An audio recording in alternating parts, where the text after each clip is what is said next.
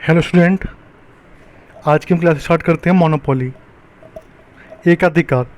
इससे पहले हम लोगों ने पढ़ा था परफेक्ट कंपटीशन, पूर्णाधिकार। आज हम बात करेंगे एकाधिकार, मोनोपोली। जिन लोगों ने मेरी पहले वाली वीडियो नहीं देखी है वो आप पहले वाली वीडियो देख लेना स्टूडेंट, ताकि आपको वीडियो समझ में आ सके। और ये वीडियो को आप 720p पे करके देखना। हो सकता है आपको ये वीडियो की क्वालिटी थोड़ी समझ में ना आ रही हो, पीडीएफ की क्वालिटी थोड़ी मतलब पिक्सल थोड़ी फटी हुई आ रही हो, तो इसलिए अगर पिक्सल क्लियर नहीं आ रही है पीडीएफ की तो आप लोग अपनी क्वालिटी को ये ऊपर देखो। आपने वीडियो खोला कि ना, ऊपर ये जो 3 बिंदु लगे हुए हैं, इन 3 बिंदु पे क्लिक करो, उस पर आपको क्वालिटी का आएगा, वीडियो क्वालिटी का। तो आप 720p कर दो या हाई क्वालिटी कर दो, तो आपको साफ दिखाई देगी पीडीएफ। बाकी मैंने पीडीएफ का लिंक गिर दिया है, आप डिस्क्रिप्शन में देख लेना, पीडीएफ का लिंक पड़ा हुआ है, आप वहाँ से पीडीएफ डाउनलोड कर सकते हैं। चलिए अब वीडियो स्टार्ट करते हैं स्टूडेंट। और आप जो लोग मेरे चैनल पर नए हैं, सब्सक्राइबर स्टूडेंट, वो लोग मेरे चैनल को सब्सक्राइब कर दीजिए, ताकि आपको मेरी आने वाली वीडियो मिलती रहे।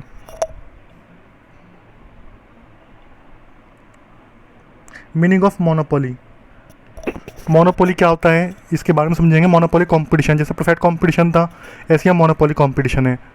मोनोपोली कंपटीशन के बारे में एक बार समझेंगे। देखिए, मैं जानता हूँ काफ़ी स्टूडेंट हमारे यूपी हिंदी मीडियम के आएंगे,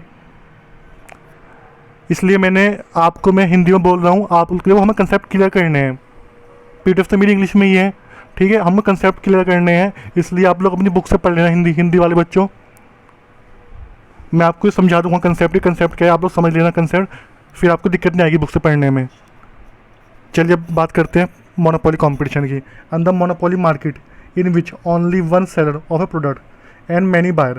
देखो, यहाँ पे सिंगल सेलर होता है, मैनी बायर होते हैं, यानी बेचने वाला एक ही बंदा होता है, क्योंकि नाम ही क्या है, एक अधिकार। जहाँ पे एक का अधिकार हो, सिर्फ एक पर्सन का अधिकार हो, तो सिंगल सेलर है, यानी कि एक सेलर है, और बायर बहुत सारी क्वान्टिटी में, बायर बहुत सारे हैं। And entry and exit are restrict to any other seller. और इसमें कोई भी सेलर आ नहीं सकता है, रेस्ट्रिक्शन लगी हुई है, कोई भी सेलर यहाँ पे आ नहीं सकता है इस मार्केट में, क्योंकि एक अधिकार है, एक ही बंदे का अधिकार है, तो कोई भी सेलर इसमें नहीं आ सकता है। It is a unique product, यानी कि यहाँ प्रोडक्ट कैसा है, जो गुड्स हैं वो कैसे हैं, यूनिक है, यानी कि सबसे अलग है। ये आपको प्रोडक्ट कहीं नहीं मिलेंगे ये अलग गुड्स, जब तो एक अधिकार है। That is no close substitute, इसका कोई सब्सिट्यूट नहीं होगा। Of his product, monopolist can sell his product at any price he like. अब देखो भाई, एक अधिकार है, मोनोपोली है, तो अपने किसी प्राइस पे जो उनको प्राइस अच्छा लगेगा वो तो उस पर सेल करेंगे। जिस प्राइस पे वो भाई, क्योंकि एक अधिकार है, जो प्राइस उनको अच्छे लगेगा तो उसी प्राइस पे सेल करेंगे। He has power to control the price, उनके पास बिल्कुल सही बात है, कंट्रोल करने की पावर है, प्राइस को कंट्रोल करने की पावर है।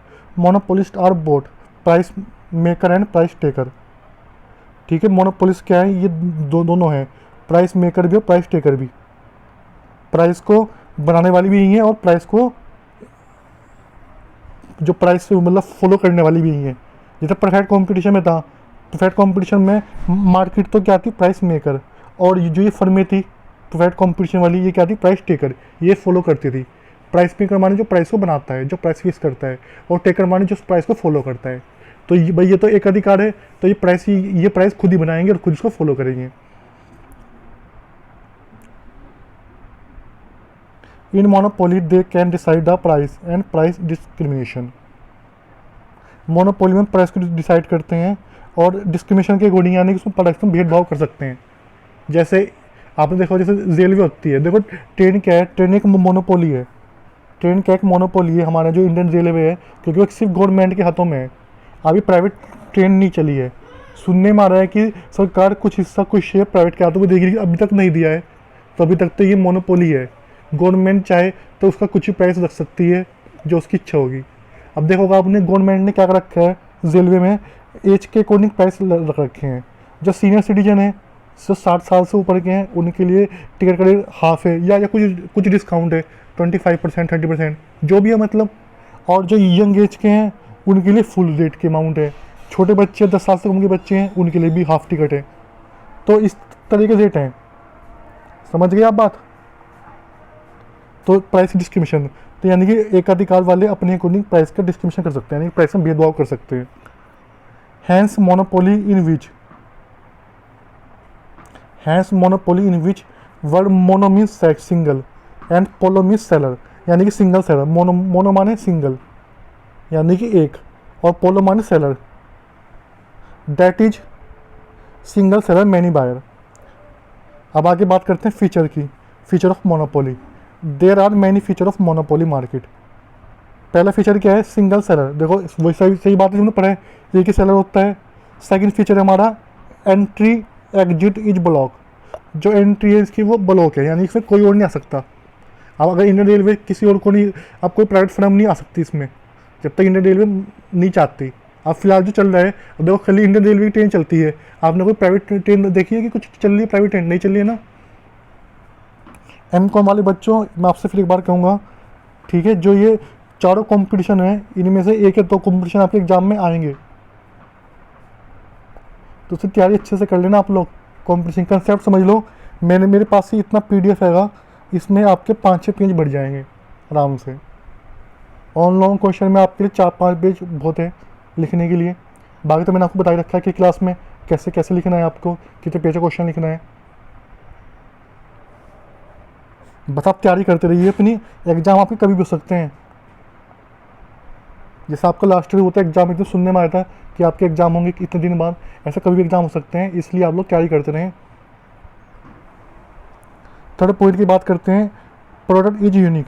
सही बात है, जो उनके गुड्स हैं वो कैसे यूनिक है, सबसे अलग है, किसी और के पास नहीं है।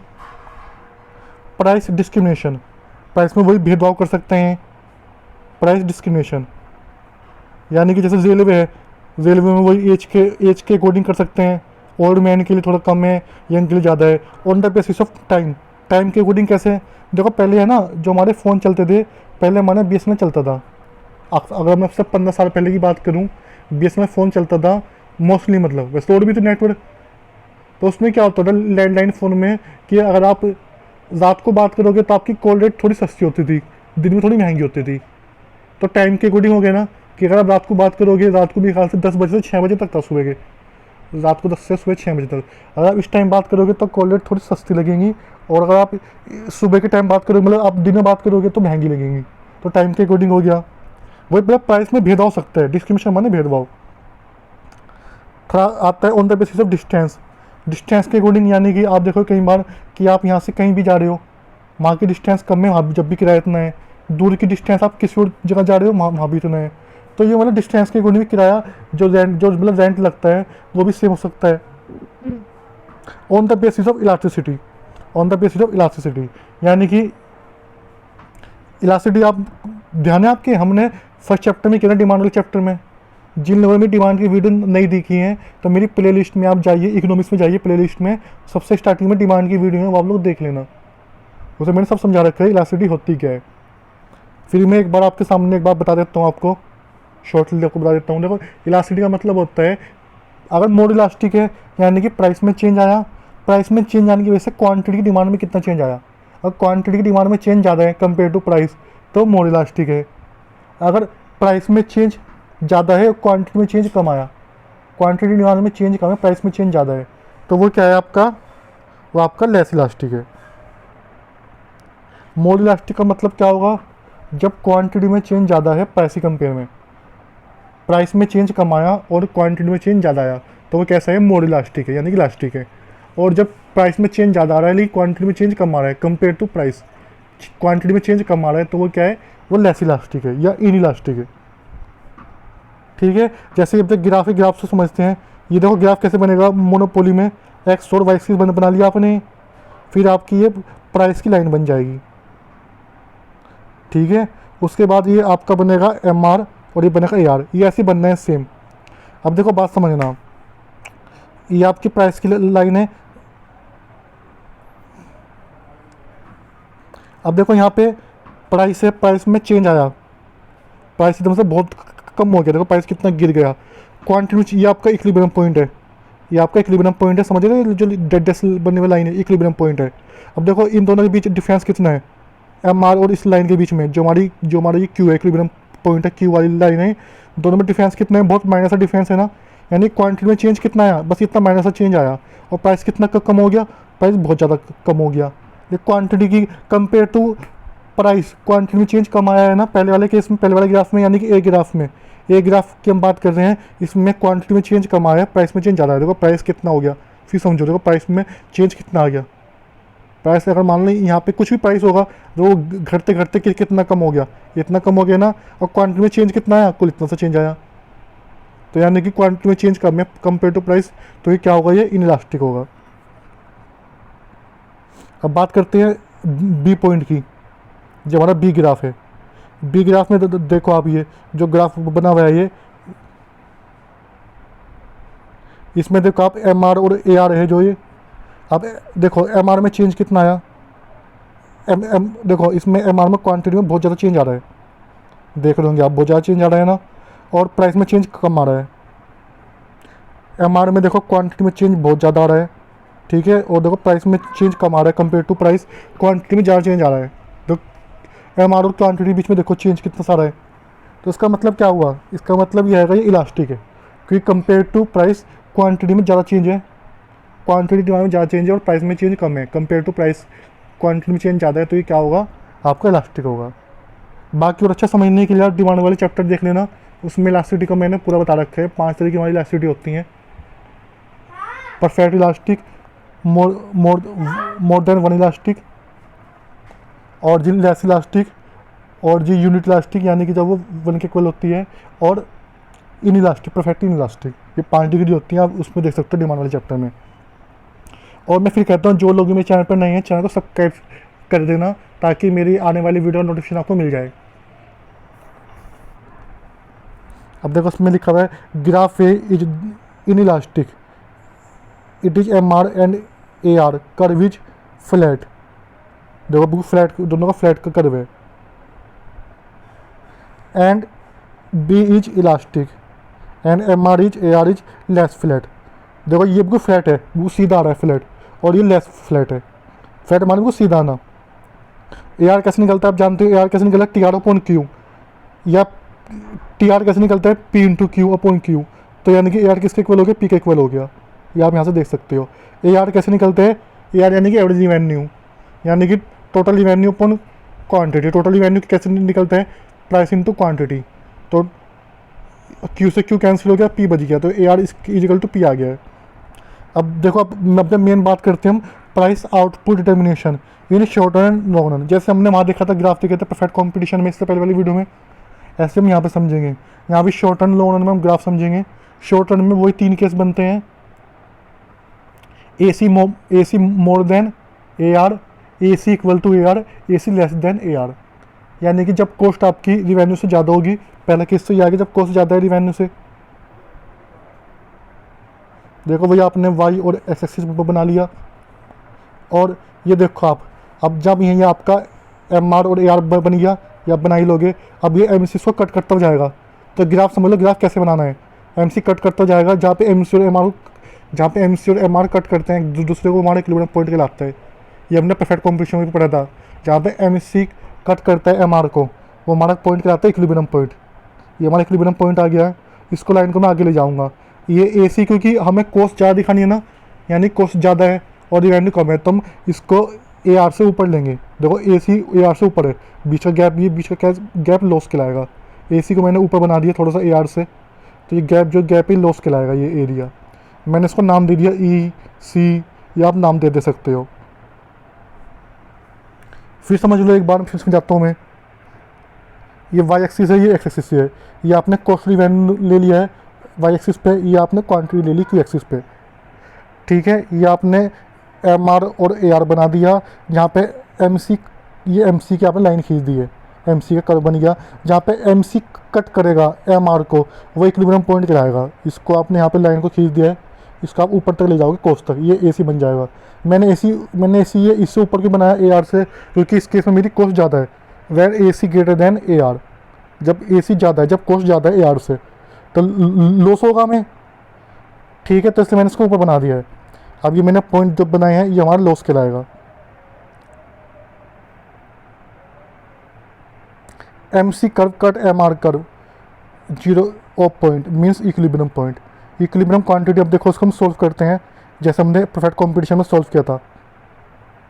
Loss is equal to, in this case from suffered loss that is T R is less than the T C, loss is equal to T C minus T R. अब टी सी कैसे निकलता है, A C into Q और minus T R, P into Q, T R माने P into Q. अब A सी कितना है आपका, एवरेज कॉस्ट कितनी है, ई सी, ये डी ई और सी आपका ए सी आ गया एवरेज कॉस्ट। क्वांटिटी कितनी है, ओ क्यू, तो ये ओ क्यू आ गई। माइनस करेंगे प्राइस इंटू क्वांटिटी, पी कितना है आपका, ई डैश पी, ये आपका ई डैश है, ई डैश पी, ये मैंने ई डैश पी ले लिया इंटू क्वांटिटी ओ क्यू, ये आ गई। जब मैं ये क्या बन गया, E C O Q minus E dash P O Q. ये आप ये बॉक्स बना लेना, देखो ये बॉक्स से पता लगता है कि ये बॉक्स बना हुआ है चारों तरफ का, ये आप इसलिए ऐसे बॉक्स बना लेना ये। तो ई सी ओ क्यू, ये ई पी ओ क्यू से ओ क्यू कैंसिल हो गया, तो ये क्या बच गया आपका, ई सी ई डैश पी, तो क्या बच गया ये आपका ई सी ई डैश पी। देखो ये आपका लॉस के लिए बच गया, ई सी ई डैश पी लॉस के लिए बच गया, तो ये आपका लॉस कहलाएगा। जैसे हमने परफेक्ट कॉम्पिटिशन में निकाला ऐसे हम उसको यहाँ पे मैथमेटिकली निकालेंगे। देखो ये आपको किसी भी बुक में नहीं मिलेगा, ये जो मैथमेटिक्स में सॉल्व किया आपको किसी बुक में नहीं मिलेगी, इसलिए आपको ध्यान समझ लो। आप समझ गए होंगे। अब सेकंड केस आता है, अब सेकंड केस आता है when A C less than A R, जब ए सी कम होगा ए आर से, जब आपकी कॉस्ट कम होगी रिवेन्यू से। उस केस में कैसे निकालेंगे, वही ग्राफ बन गया, क्योंकि कॉस्ट कम है रिवेन्यू से, तो एक देखो वही आपका ए आर और एम आर का बन जाएगा, ये आपका एम सी का कट कर जाएगा, जहाँ पे एम सी एम आर को काटेगा वो आपके इक्विलिब्रियम पॉइंट कहलाएगा। अब देखो अब आपको ए सी थोड़ा नीचे ले लेना है ए आर से, क्योंकि एवरेज कॉस्ट कम है ना रिवेन्यू से, तो आप ए सी को ए आर के नीचे बनाओगे। देखो उस केस में तो क्या था, उस केस में तो आपका ये ए सी ऊपर था, इस केस में आपका ए सी ए आर के नीचे जाएगा। देखो इसके नीचे आएगा ए सी के, क्योंकि यहाँ पे कॉस्ट कम है।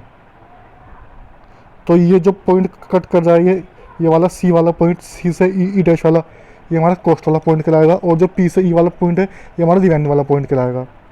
तो देखो ये कौन सा प्रॉफिट कहलाएगा, सुपर प्रॉफिट कहलाएगा।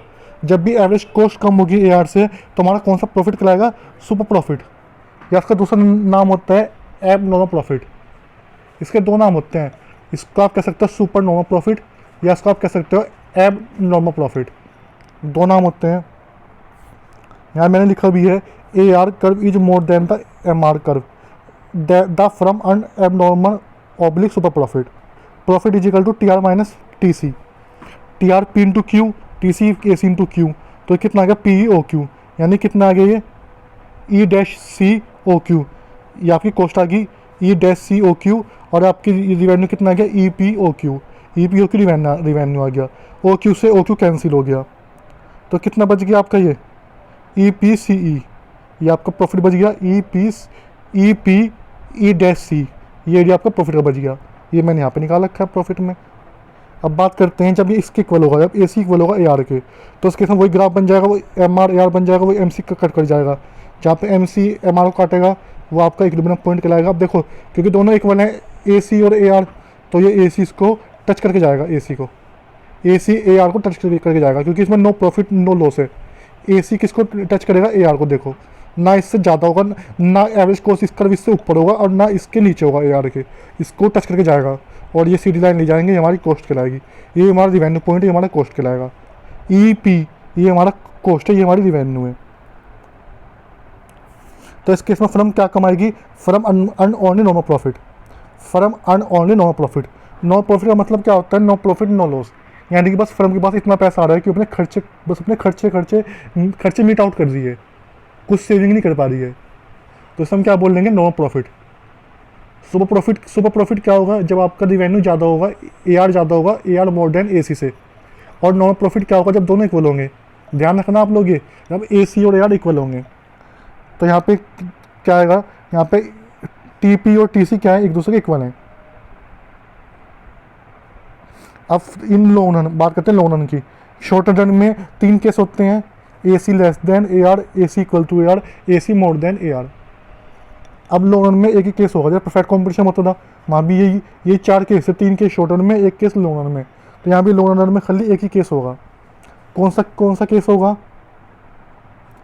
देखो क्योंकि मोनोपोली है, तो मोनोपोली वाले केस में क्योंकि सिंगल सेलर है, एक अधिकार है, फर्म हमेशा सुपर प्रॉफिट कमाएगी।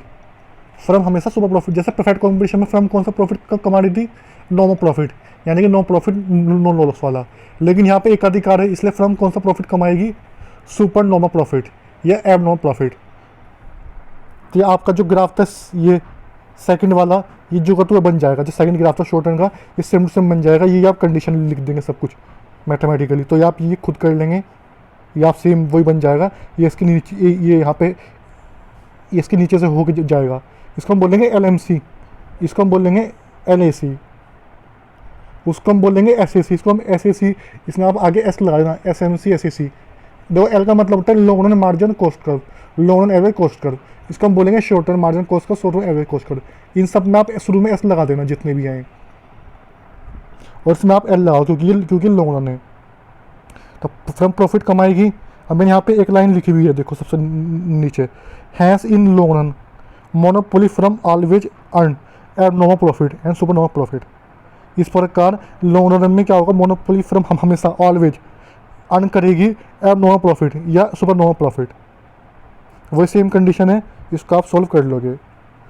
तो स्टूडेंट, और आप जो मेरी PDF है आप लोग इसमें से डाउनलोड कर लेना, नीचे डिस्क्रिप्शन मैंने दे रखी है।